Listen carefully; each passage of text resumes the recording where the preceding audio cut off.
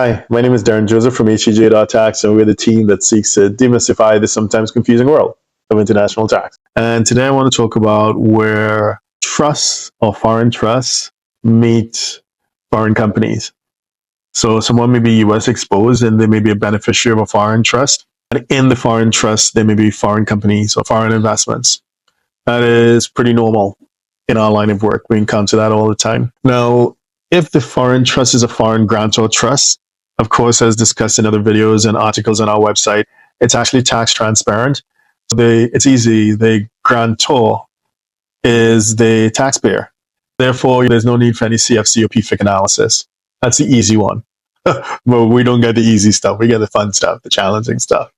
Let's talk about foreign non-grantor trusts. Where you have a foreign non-grantor trust with US beneficiaries that owns equity, interests, or voting rights in a foreign corporation, what you have is like one layer of tax deferral opportunity on top of the other. So the foreign corporation's direct shareholder is another foreign person, in this case, the foreign non-grantor trust, right?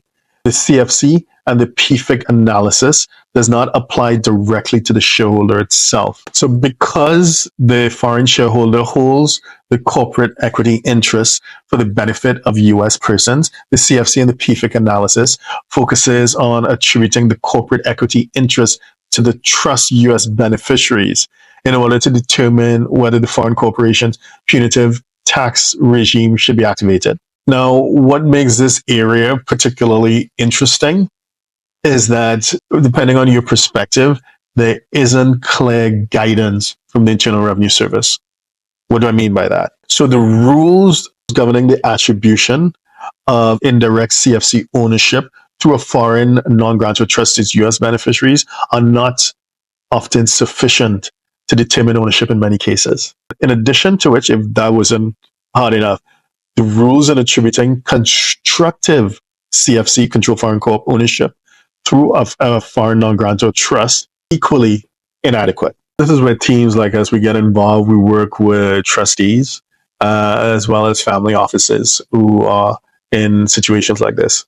And I guess there'll be 2 points to take away, right? If the trustee is administering a foreign non-grantor trust, the first one, so if the trustee is administering a foreign non-grantor trust for the benefit of US beneficiaries, even if the throwback rules may be avoided, the trustee should really be careful, work with the preferred US international tax team to ensure that even though the throwback rules may be avoided, the trustee should make sure that the CFC and the PFIC attribution rules would not cause punitive tax to these US exposed beneficiaries. Given that there's no clear guidance and the potential tax consequences can be pretty severe, the trustee of the foreign non-grantor trust that has a reasonable amount of US beneficiaries may want to just avoid having equity interests in any corporations that may be CFCs or PFICs in the first place. Sometimes it's not avoidable because of whatever, there may be other non-US beneficiaries, the terms of the trust, or nature of the family business or the family holdings overseas. It may be unavoidable. But if it is avoidable, sometimes it's just worth avoiding PFICs and CFCs if possible. But if not, you just need to pay special attention to make sure that you don't trigger any of the negative tax consequences. I'm not talking about the throwback rules, but the negative tax consequences in the year of distribution. Hope that helps. My name is Darren Joseph from HEJ.tax.